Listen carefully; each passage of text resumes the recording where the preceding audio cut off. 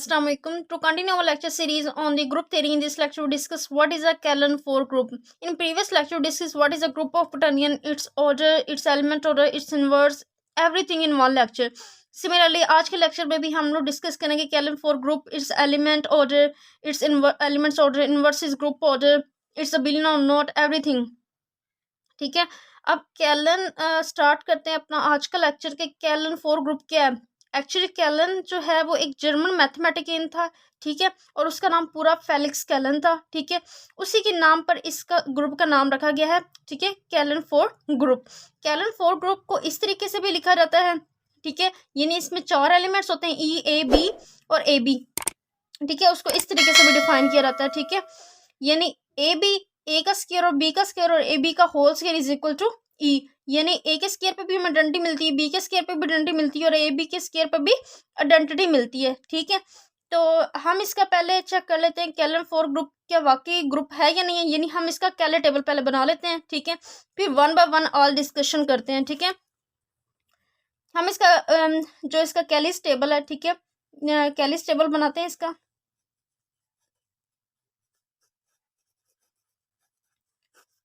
इसका कैले टेबल हम स्टार्ट करते हैं। एक्चुअली जो Callan-4 ग्रुप है ये हमारे पास ग्रुप अंडर मल्टीप्लिकेशन होता है, ठीक है, ग्रुप अंडर मल्टीप्लिकेशन। देखें ई, ए, बी और यहाँ पे हमारे पास आ जाएगा ए बी, ठीक है। ई को ई से मल्टीप्लाई करें तो ई मिलेगा, ई को ए से मल्टीप्लाई करें तो क्या मिलेगा, ए मिलेगा, ई को बी से मल्टीप्लाई करें तो बी मिलेगा, ई को ए बी से करें तो क्या मिलेगा, ए बी मिलेगा, ठीक हो गया।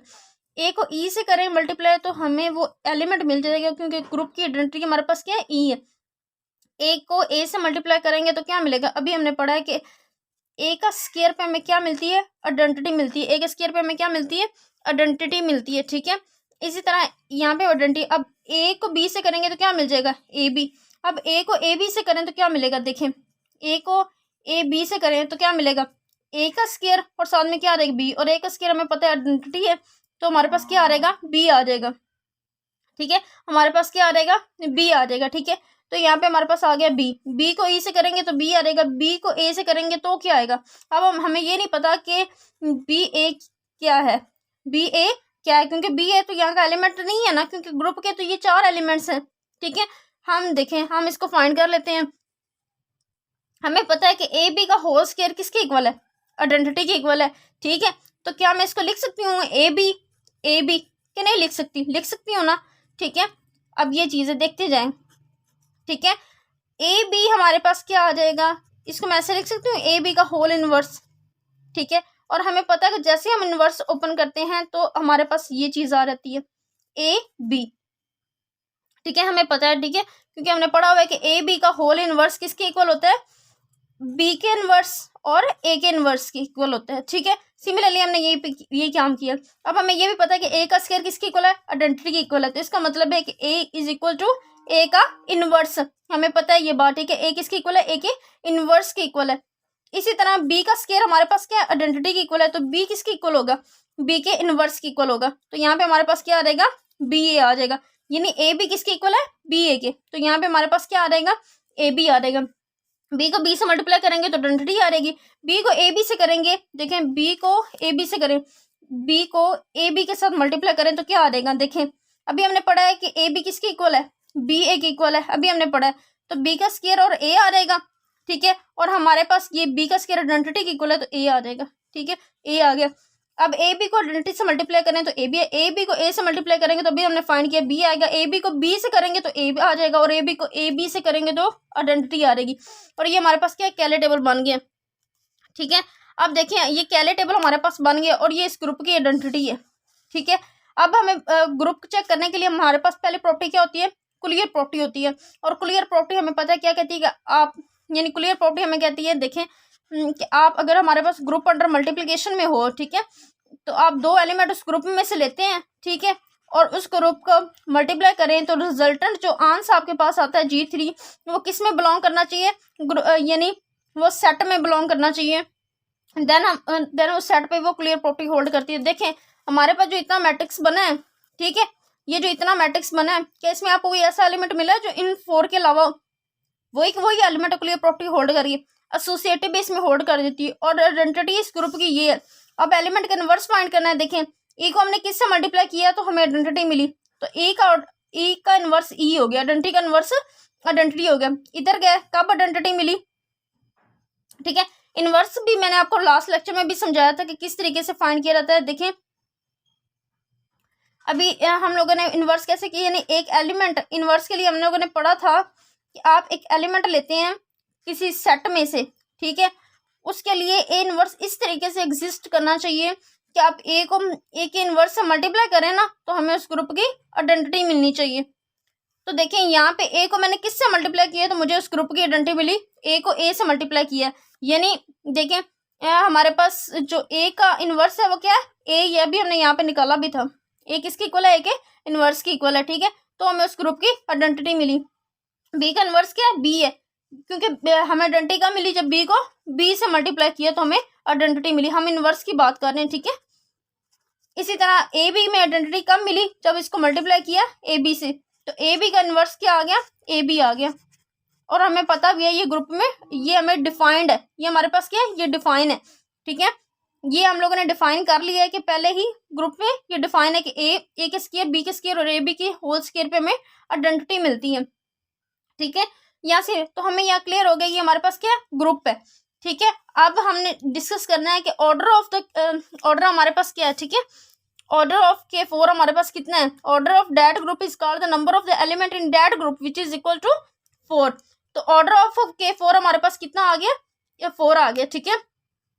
नेक्स्ट हम लोगों ने डिस्कस करना है कि K4 जो है इसके देखें यहाँ पे ऑर्डर ऑफ एन एलिमेंट क्या है, ठीक है। ऑर्डर ऑफ एलिमेंट क्या है, तो हमें पता है कि ए के ऑर्डर ऑफ एलिमेंट निकालते कैसे, पहले ये देखें कि अगर आप एक एलिमेंट लेते हैं किसी सेट में से, ठीक है, और ठीक है आप एक एलिमेंट लेते हैं ग्रुप में से और उस एलिमेंट एक ऐसा least positive integer n exist करना चाहिए जिसपे हमें आइडेंटिटी मिल जाए, तो n is called order of that group. ये हम लोगों ने प्रीवियस लेक्चर में डिस्कस किया हुआ है, ठीक है। ऑर्डर ऑफ दैट एलिमेंट, ठीक है, ऑर्डर ऑफ दैट एलिमेंट, ठीक है। हम लोगों ने प्रीवियस लेक्चर में इस पे पूरा एक लेक्चर दिए और हमें पता है कि ऑर्डर किस तरीके से फाइंड किया जाता है। अगर हमारे पास ग्रुप अंडर मल्टीप्लीकेशन में हो तो किस तरीके से फाइंड किया जाता है, हमें ये बात पता है, ठीक है।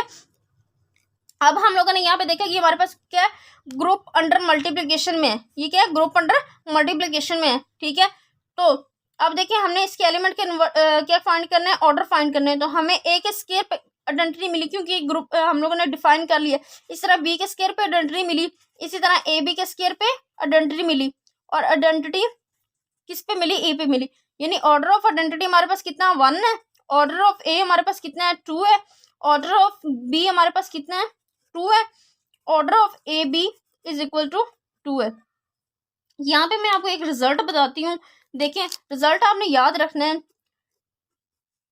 जिस भी एलिमेंट का ऑर्डर जो है, ऑर्डर ऑफ एनी एलिमेंट से डेट कोई बी कुछ भी डेट कर रहे, जेड है, एक एलिमेंट है जेड है, वो ग्रुप में से बिलोंग करता है और उसका ऑर्डर कितना है 2 है, ठीक है। अगर वो ग्रुप में बिलोंग करता है और उसका ऑर्डर कितना है 2 है तो वो अपना इन्वर्स खुद ही होगा, यानी इन्वर्स ऑफ जेड हमारे पास क्या होगा, वो खुद ही होगा। आपने ये याद रखना है, अगर वो उसका ऑर्डर 2 है ना, ये रिजल्ट है, आपने रिजल्ट याद रखना है कि किसी भी एलिमेंट का अगर order if and only if के साथ ये स्टेटमेंट है कि अगर किसी एलिमेंट का ऑर्डर 2 आता है तो वो अपना इन्वर्स आप है, और अगर वो इन्वर्स अपने आप है तो उसका ऑर्डर कितना होगा 2 होगा।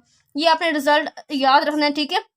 यहाँ पे ये रिजल्ट बहुत ज्यादा इंपॉर्टेंट है, ठीक है, आप लोगों ने इसको याद रखना है, ठीक है। नेक्स्ट हमारे पास ऑर्डर ऑफ एन एलिमेंट भी हो गया। नेक्स्ट हमारे पास है कि हमने चेक करना है ये हमारे पास अबिलियन है या नहीं है, ठीक है। अब अबिलियन फाइंड करने के लिए मैंने आपको पहले भी बताया था किस तरीके से फाइंड किया जाता है। देखें ये हमारे पास क्या है, अबिलियन 2 तरीके से फाइंड किया जाता है। पहला मैंने लास्ट लेक्चर प्रोवाइड किया था जिसमें मैंने आपको बताया था कि एक तो आप कमोटेटिव प्रॉपर्टी से चेक कर सकते हैं। हमारे पास अगर कोई ग्रुप गिवन हो तो आप कमोटेटिव प्रॉपर्टी अप्लाई करें और उस पर चेक करें कि कमोटेटिव प्रॉपर्टी होल्ड कर जाती है तो वो ग्रुप हमारे पास क्या बन जाता है, अबिलियन ग्रुप बन जाता है, ठीक है। आप देखें आप ग्रुप के 2 एलिमेंट लें, से डेट ए और मैंने ले लिया ए बी ले लिया, ठीक है। कमोटेटिव प्रॉपर्टी क्या कहती है कि अगर आप 2 एलिमेंट लेते हो किसी भी ग्रुप में से, ठीक है, और अगर वो ग्रुप अंडर मल्टीप्लिकेशन में है तो आप इन दोनों को मल्टीप्लाई करें, ठीक है, या फिर 2 को G1 से मल्टीप्लाई करें, दोनों का आंसर सेम आता है, ठीक है। इसी तरह ए बी को आप ए से मल्टीप्लाई करें, देखिए तो हमारे पास क्या आ रहा है, ए का स्क्वायर एंट्री हो रहेगी, तो यहाँ पे क्या बचेगा बी। इसी तरह हमें पता है ए बी किसकी इक्वल होता है, बी ए के, तो हमारे पास ये किसकी इक्वल आ जाएगा, B is equal to B. इस तरह आप ऑल एलिमेंट के लिए चेक कर सकते हैं कि कम्यूटेटिव प्रॉपर्टी होल्ड कर जाएगी, ठीक है। तो एक वे तो ये है कि आप इस तरीके से सारे एलिमेंट्स के लिए चेक कर लें। एक आप ये कि कैले टेबल से चेक कर लें, ये मैंने आपको बताया था किस तरीके से चेक किए रहते हैं। हमारे पास ये ग्रुप के मैट्रिक्स है, ये टेबल हमें गिवन और ये इतनी चीज हमारे पास क्या है, मैट्रिक्स है। इसमें देखें क्या सिमेट्रिक प्रॉपर्टी होल्ड करती है कि नहीं करती। आप डायगोनल एलिमेंट्स को चेक करते हैं, डायगोनल के इस तरफ मौजूद एंट्रीज उसी पोजीशन पे है जो इस तरफ मौजूद एंट्रीज पे है, ठीक है। यहाँ पे ए है, यहाँ पे बी है, यहाँ पे ए बी है, ठीक हो गया। इसी तरह इस ई के आपने राइट हैंड साइड पे चेक करना है, इस ई के आपने राइट हैंड साइड पे चेक करें, देखें ये जो ई है, ई के राइट हैंड साइड पे ए बी है और सेम इसी पोजीशन पे इसके डाउनवर्ड भी ए बी और बी है, ठीक हो गया ये बात में। इस तरह ए के इस राइट साइड पे ए है और ई के डाउनवर्ड भी ए है और ये बात भी होल्ड करी। देखिए हमारे पास ये जो टेबल है ये क्या सिमेट्रिक है, ये टेबल क्या सिमेट्रिक है। अगर कोई टेबल सिमेट्रिक होता है तो वो जो ग्रुप होता है फिर वो ग्रुप क्या हो रहता है, अबेलियन हो रहता है। ये हम लोगों ने लास्ट लेक्चर में भी डिस्कस किया था। अबेलियन ग्रुप जो हमारे पास लेक्चर था हमने उसमें डिस्कस किया था, ठीक है, लेक्चर नंबर 8 में। आई होप सो आप लोगों ने वो लेक्चर लिया, अगर आप लोगों को समझ आ गई होगी। वहाँ पे मैंने आराम से और एक एक स्टेप करके समझाया था कि अगर हमारे पास कोई ग्रुप गिवन है तो हमने अबेलियन चेक करना है, तो आप कम्यूटेटिव प्रॉपर्टी से भी चेक कर सकते हैं, आप कैले टेबल से भी चेक कर सकते हैं। अगर कैले टेबल सिमेट्रिक होता है तो वो ग्रुप अबेलियन होता है, अगर सिमेट्रिक नहीं होता तो वो ग्रुप हमारे पास अबेलियन नहीं होता, ठीक है। तो ये हमारे पास क्या है, जो K4 ग्रुप है वो क्या है, अबेलियन ग्रुप है। क्या है, अबेलियन ग्रुप है, क्योंकि इसका कैले टेबल क्या है, सिमेट्रिक है, अबेलियन ग्रुप है, ठीक है। आई होप सो आप लोगों को समझ आ गई होगी कि हमारे पास K4 ग्रुप क्या है, इसके ऑर्डर कैसे फाइंड किए जाते हैं, इसके एलिमेंट का इनवर्स कैसे फाइंड किया जाता है, ठीक है, ये अबेलियन है या नहीं है। तो हम लोगों ने सारी डिस्कशन K4 ग्रुप के कर ली कि K4 ग्रुप क्या है, उसके वो दिए हम लोगों ने इसका कैलन का, ठीक है। आप लोगों को फिर भी कोई डाउट हो तो आप मुझसे कमेंट सेक्शन में पूछ सकते हैं। अल्लाह हाफिज़।